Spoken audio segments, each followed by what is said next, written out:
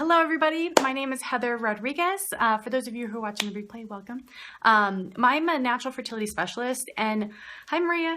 My team and I help couples who are preparing for conception, who are working to overcome fertility issues, preparing for healthier pregnancies, and we help thousands and thousands of couples a month all over the world. So what I do is I come on here on Periscope. You're getting bored at work. That's what I'm here for, girl. What I do is I come on here in Periscope and I teach little mini classes and answer questions and try to connect with you guys because I'm not able to do that through email since we get so many email. Hi, Daphne. Nice to see you. You're in Mexico, right? I believe you're in Mexico. So nice to see you guys. I hope you're having a great day. So I just wanted to come on and do a really informal Q&A. So if you guys have any questions, you can go ahead and post them. Oh, good. All right, so here we go. I'm taking Maca, CoQ10, and Vitex. Once pregnancy is achieved, what do I stop? CoQ10. So once you're pregnant, you're going to wean off Vitex. I'm sure you've already read about that because it sounds like it through your question. You can continue CoQ10 into pregnancy, but you don't really necessarily need to. And then the Maca, I would discontinue just because it hasn't been tested in pregnancy, even though in Peru and Ecuador, it's something that they eat that's very normal. It's not necessarily considered a supplement there, but we haven't tested in pregnancy, so I tend to say no. Don't use it during pregnancy. Talk with your doctor or your herbalist if you want to, but there's other things you can move on to because you have all these nourishing pregnancy herbs and foods that you can focus on since you're pregnant. Any tips for laparoscopy? No, that procedure is going to be kind of everything that you need for that moment in that situation. For healing, definitely look into some vitamin C or do research on how vitamin C helps with recovery from surgery. Possibly enzymes for the scarring, but not everyone gets scarring. So I think you're just going to be fine. Just focus on your taking care of yourself. Is Vitex better in capsule or liquid form? Either. Whatever's going to make it so you take it regularly is going to be the best form to take it in. So I personally really do like liquid extracts because I can mix and match and put them into a drink and just take them quick because I take a lot of capsules already. So it just kind of matters how it's going to work for you. Oh, I'm sorry if I missed your questions. Copy them before you hit send and then you can paste them again. What about nettle tea, red raspberry leaf and nettle tea into pregnancy? I'm sorry, I missed the last part of that. Cod liver oil capsules or omega-3 capsules? You know, I like the cod liver oil capsules, even though that's one product I think is just really, really great. The omega-3 6-9 is a fantastic product, but I really have seen great results with the cod liver oil. So that's kind of more of my go-to.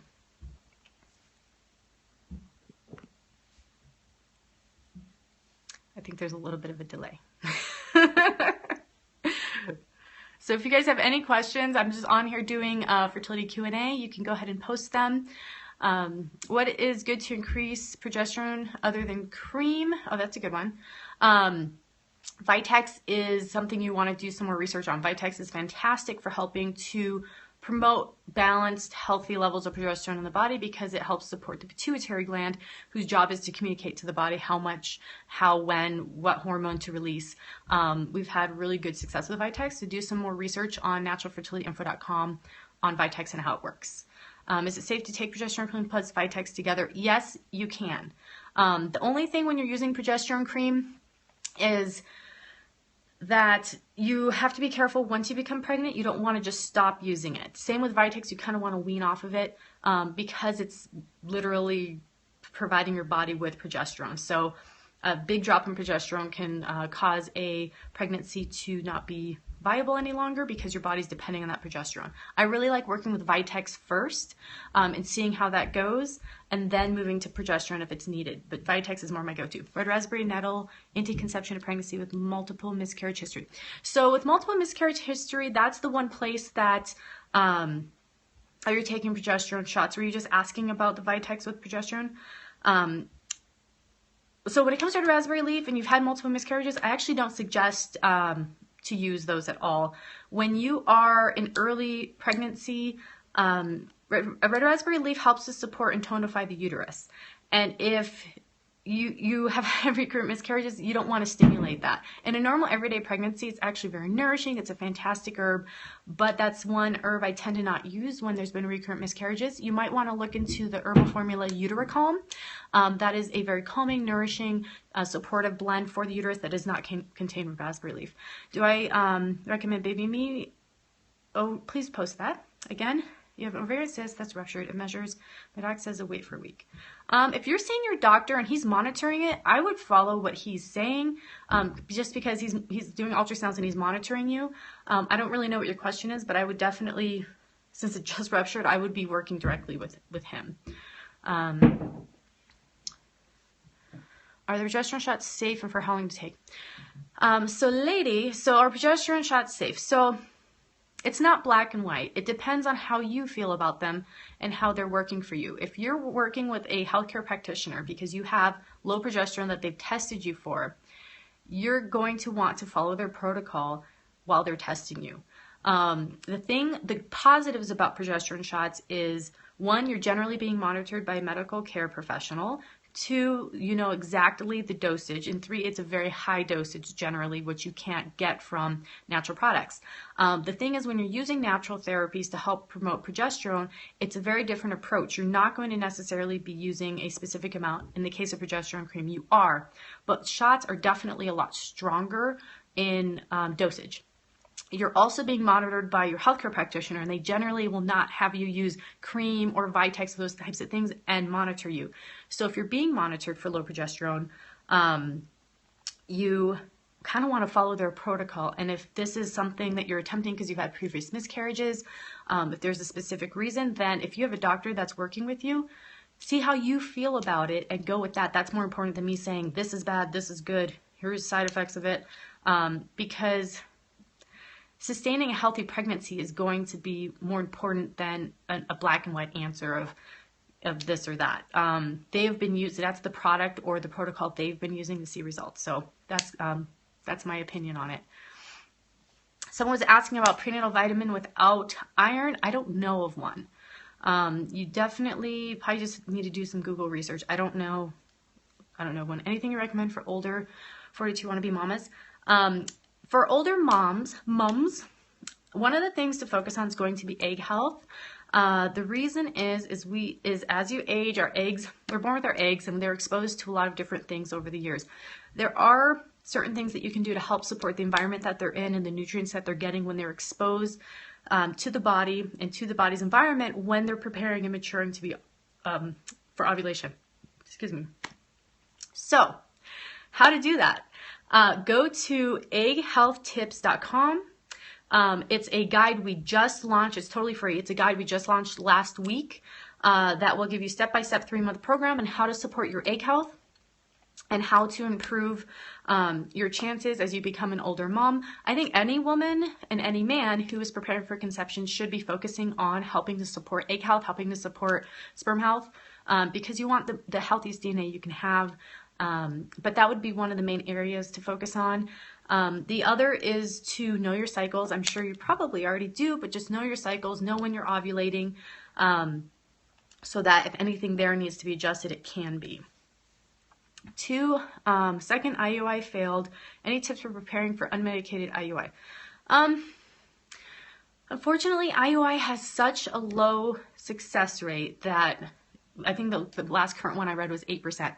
That it's not necessarily something that,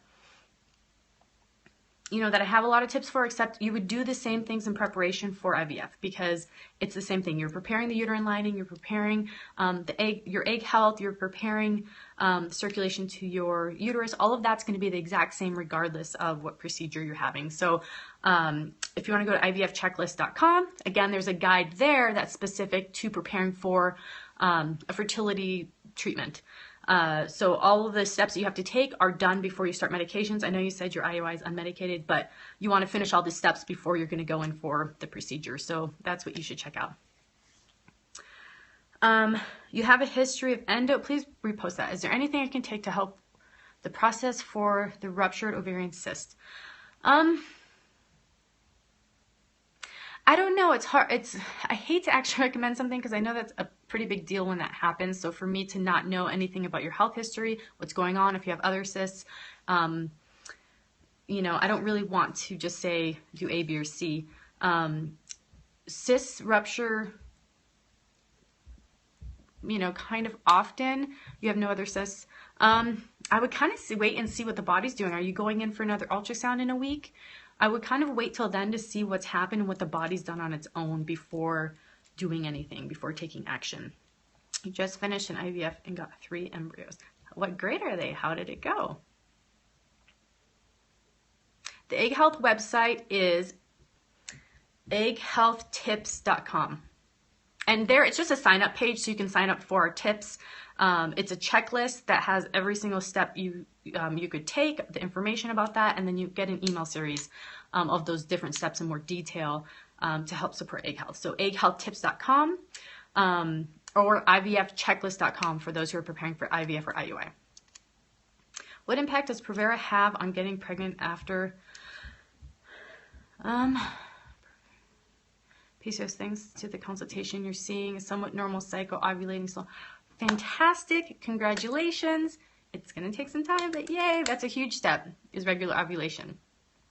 That is a huge step.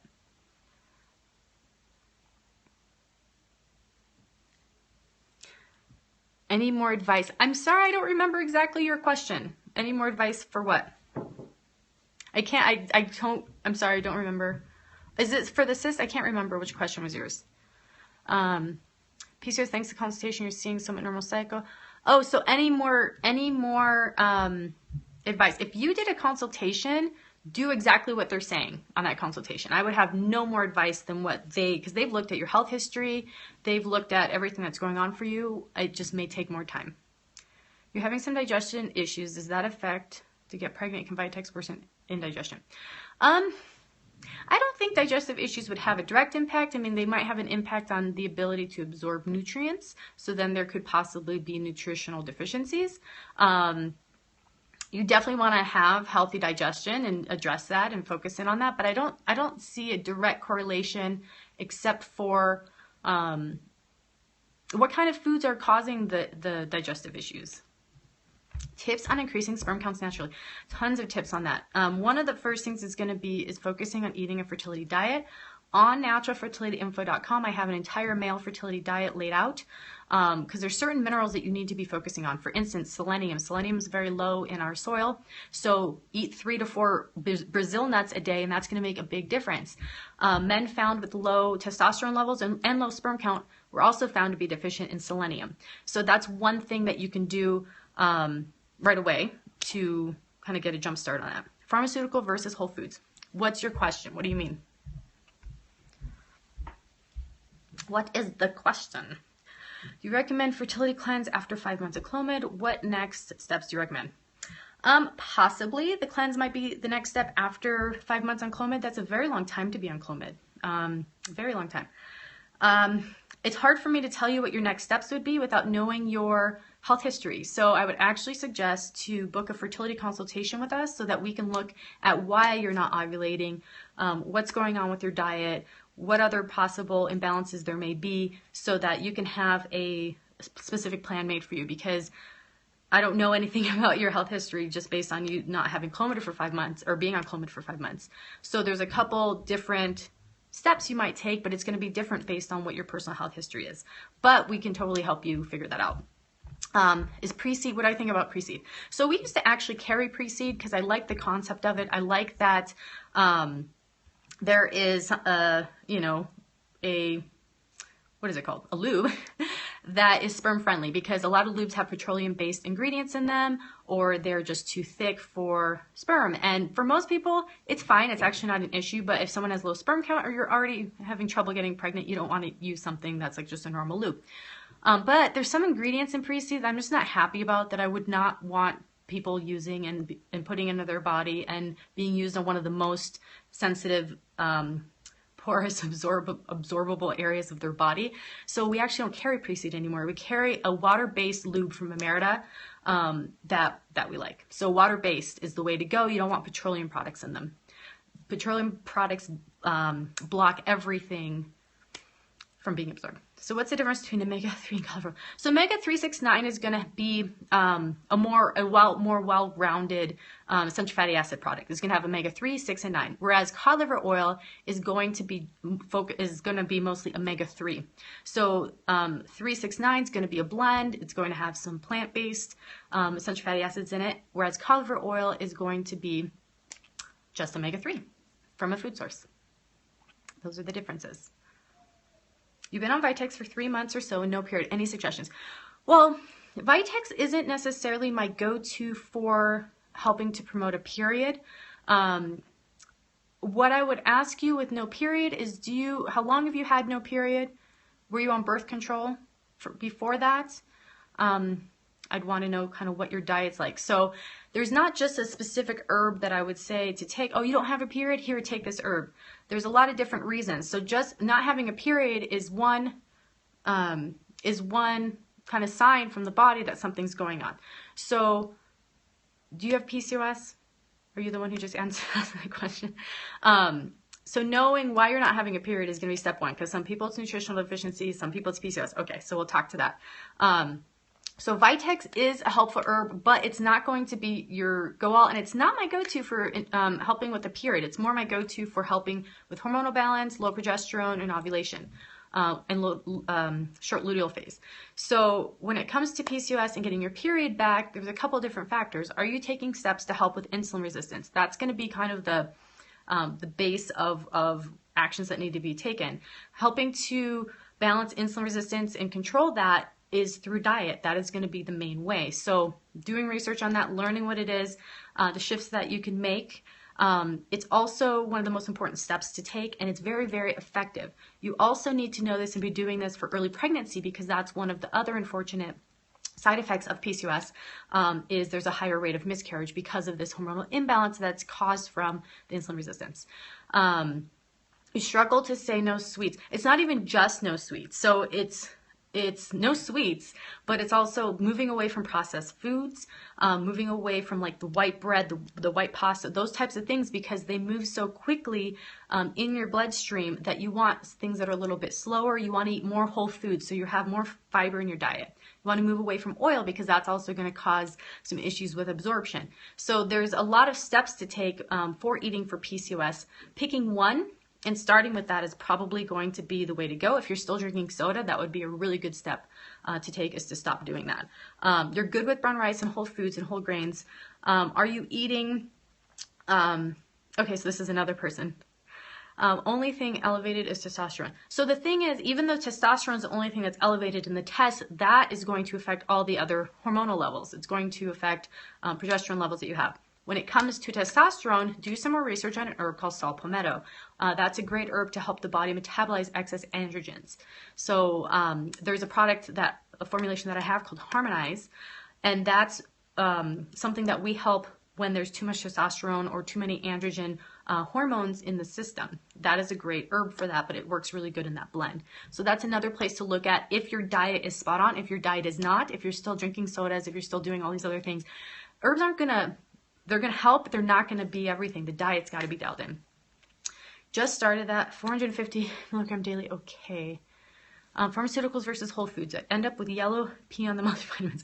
It's very normal to have neon pee when you're on multivitamins. It's just I'm sure everybody on here who's on a multivitamin can say that their pee is yellow. It's just normal. Taking marshmallow and meadowsweet for indigestion. Okay to take them alternatives. Yeah, those should be fine. Also look into some licorice, apple cider vinegar, saw palmetto. It by itself, I don't tend to use it by itself, but 450 to 1,000 milligrams is generally what I use with single herbs. It depends on the brand. It depends on what your body weight is, on how much you would take, but that's generally. You can, someone's asking, can you take maca while doing the cleanse? You can use maca while you're on the cleanse. Yes, perfectly fine. Just don't overwhelm yourself with too many things. You've been taking herbs recommended in your consultation, and your cycles are getting shorter. So, Allie, how long have you been using the herbs that you got from your consultation? What amount of testosterone-free in total is too high for lab results? I don't speak to lab results. I'm not able to comment on those. It's just information that sometimes we can look at. But as an herbalist, it's just outside of my what I'm able to talk about. You're starting month 4. So your cycles are getting shorter. How long are your cycles? Look into liquid. The pills are quite big. Yes, that's another reason I like the liquid. I do have to say when it comes to saw palmetto and liquid, it's a very strong tasting herb, just so you're prepared. Licorice is another great one for digestion. It just depends on what your digestive issue is. Are you having heartburn? Are you having, it just depends on what the issue is.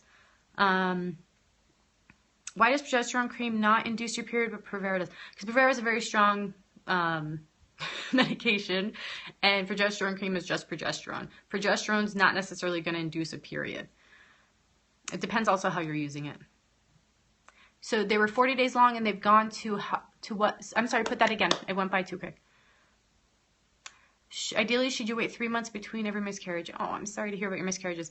Not necessarily. No, not necessarily. It depends on when you're emotionally ready. Some people the next month they're ready and then they get pregnant. Depends on what you personally feel. And once you have a normal period. Is it okay to take magnesium for fertility? They were 30 days and they're now 25 to 26 days. Have they been that since the first month that you started on the program? So for 3 months they've been 25 to 26 days. They went from 30. And what other changes have you seen? All right. Let's see, I have a few more minutes that I can stay on and answer some questions. It's nice to see you guys. I know I wasn't on last week. Liz was on. Bought a Meredith and it caused UTI type pain for me. Any concerns with that? Use of it's up to you. For me, I just don't like some of the preservatives in there. If it's been working good for you, then go for it. Pick your battles, right? Magnesium. I think magnesium is good. I use it to help me sleep. It's not something I specifically go to for fertility, so I don't really have a whole lot to say about it. All right. Any last questions before we jump off? You're welcome.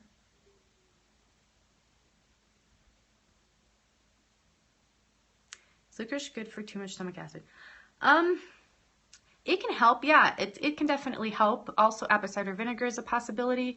Looking at reducing the fat in your diet, my husband was actually going through that same exact issue, and he reduced fat in his diet, and that's been amazing. It decreased in July when he did the cleanse. That was the first date, and then in August it was. So I would wait another cycle or two. Has your period itself actually changed, or just the length?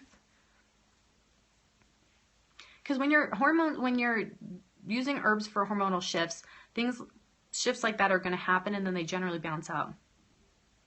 Should you stop taking Vitex and just take saw palmetto? I don't know. I don't know enough about your background to tell you that. Vitex is going to help support the body to, no, I'm just talking about oils. Avocado is great. I'm talking about olive oil, canola oil, adding oils to your diet. Eating avocado is good. Nuts are good. Shoot, what was that last question? I totally forgot it. You're welcome. I think I was saying that it takes some time for hormonal shifts to happen, so 2 to 3 months, and things should go back to normal length. The cycle length, it depends on how long the luteal phase is. That's more important than necessarily the whole cycle length. And other changes that you've seen, I'd be interested in knowing. Oh, stop. Thank you, Maria. So stopping. Yes, period is longer, much better, and no crazy pain during mid-cycle. Okay, good. So back to the Vitex and saw palmetto question. So saw palmetto is going to help with excess androgens. Vitex is going to support the body to maintain or get back to normal progesterone levels. So with that information, you can decide for yourself what you think if, Vitex is going to still be a good fit for you. Those herbs are used together very often, but I don't know enough about your health history to say, yes, this is definitely the direction you should go. Just kind of those, that's how those herbs work differently. Okay, guys. You're welcome. I hope that, I know a lot of you would love for me to just have a black and white answer. It's like, yes, just do this one thing. But part of what we do is we're here to help educate and empower and support you. And a lot of times that is empowering you to listen to your intuition, listen to yourself, educate yourself to make these decisions for your own body and your own health. That's one of the blessings that comes out of this besides your pregnancy is you become more empowered. You become more knowledgeable. and in tune with what's happening with your body. So that's one of my main goals as well. So I hope you guys have a great day and you found this helpful. If you have any questions that went unanswered, or if you'd like further clarification, you can go to naturalfertilityshop.com and click contact us, and that's how you can ask questions of our customer care staff. If you'd like to book a consultation, you can do so there as well. A consultation is amazing. If you have multiple fertility issues or you're going to be asking a lot of in-depth questions, just book a consultation. They're amazing. They're a 3-month program that is specific to your needs and what's going on with your body. So that's, I think, the way to go. Yes, amen, empowerment. And then the last bit was there's 2 free resources that I was sharing. The first is egghealthtips.com. That's where you can download our egg health checklist. So all the steps you need to do for at least 3 months to help support your egg health, you can get there. And then the other one was IVFchecklist.com. If you're preparing for IUI or IVF medical fertility treatment, that's the checklist you want to take a look at to prepare ahead of time for 3 months before you begin your medications. So it was great to see you guys. I hope you have a great day, and I will talk again with you soon.